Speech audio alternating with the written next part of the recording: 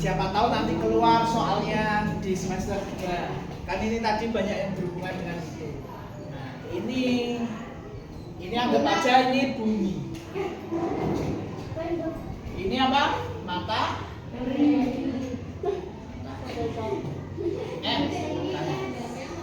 Nah, ini bumi. Nah, ini apa ini?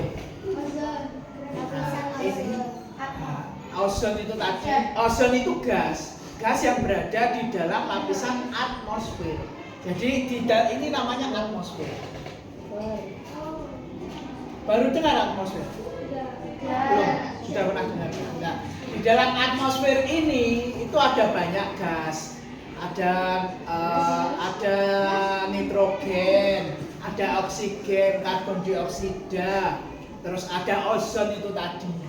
Ozon itu tadi ya, yang menjaga ini. Tujuannya adalah agar selain menjaga oksigen di dalam bumi, juga dia menjaga agar bumi itu intinya dikurungi, biar dia tetap udaranya itu mendukung untuk kehidupan manusia. Nah, di bumi kan dapat sinar dari mana? Matahari. Matahari itu sinarnya ada yang terbentur di sini, nggak sampai masuk ke bumi, ada yang sinarnya infrared jarak jauh sampai ke bumi. Yang kita rasakan ini adalah sinar inframerah dari matahari.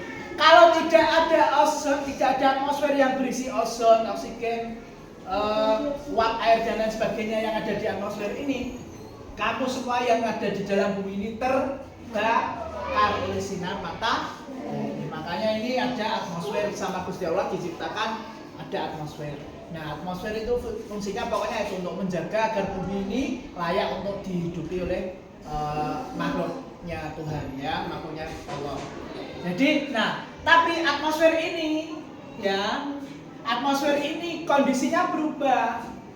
Ozonnya bisa menipis, ozon padahal fungsinya banyak tadi untuk menjaga oksigen tadi. Terus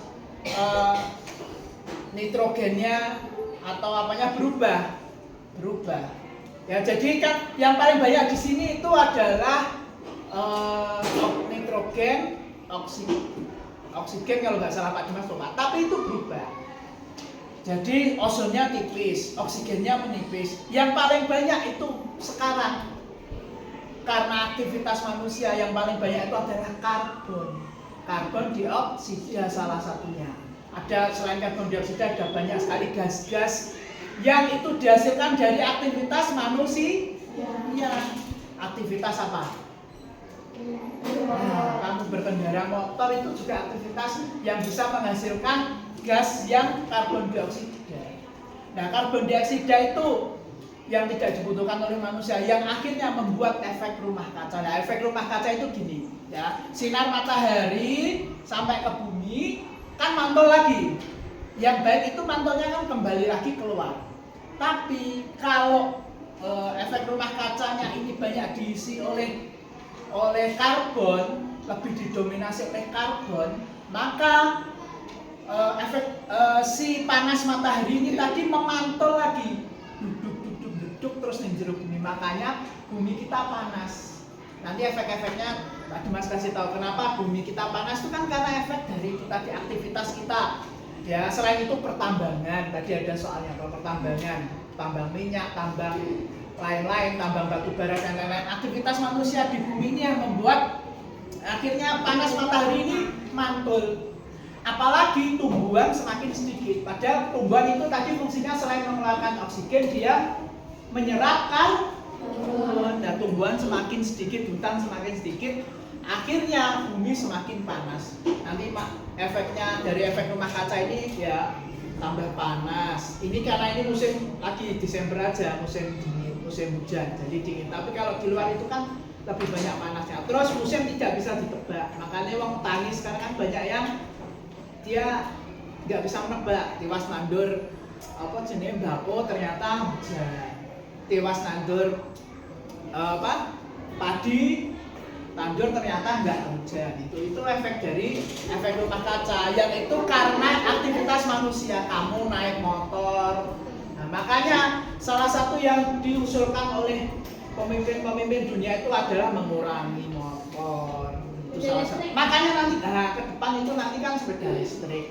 Listrik itu pun kalau energi listriknya sebuah negara tidak dari energi yang mandiri, tidak dari sinar matahari atau dari yang berkelanjutan, misal dari batu bara, dari pertambangan, ya sama aja. Listriknya dari tambang akhirnya tetap karbon lagi. Jadi listrik, tapi negara juga harus berinovasi untuk membuat listrik yang dari angin, dari tenaga angin, pembangkit listrik tenaga matahari itu. Nah, terus hal kecil yang kamu bisa ya selain mengurangi motor ya, mungkin ya itu makanya kalau mau kemana-mana itu enak goncengan. Misal jadi kan motor 2, mending motor 1 aja. Karena gasnya itu tadi yang akhirnya membuat bumi kita semakin panas. Ya, terus apa jenenge, buang sampah itu paling kecil. Nah, buang sampah sembarangan itu juga bisa membuat aktivitas karbon di bumi naik. Karena sampah itu kan dari plastik dari pabrik pasti mengeluarkan asap karbon itu yang membuat bumi jadi panas, membuat efek rumah kaca. Panasnya tertinggi. Terus mengurangi sampah plastik, terus ya itu yang paling penting, mengurangi sampah plastik. Nah, plastik ya dari partikel yang ada di bumi, tapi dia kan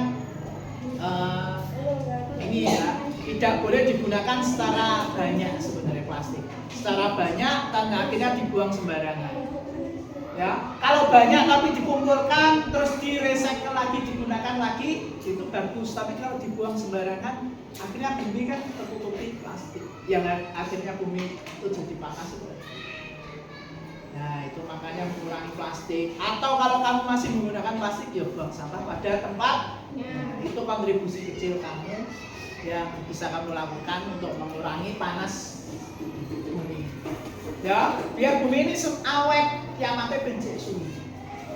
Nanti ini ya, hancur ini kan nanti pasti karena ulah tangan manusia sendiri. Tapi nek iso itu jangan di zaman kita, oke?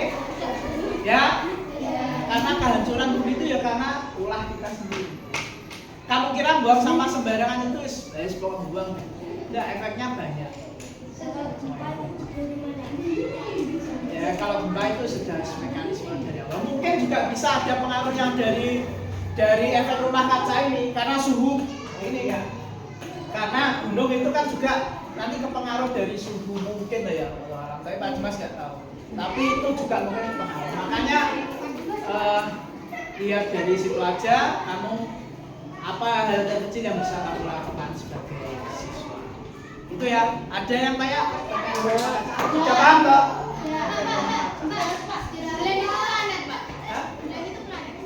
Bulan bukan planet. Dia satelit. Tidak termasuk. Oke ya. Wes diumumkan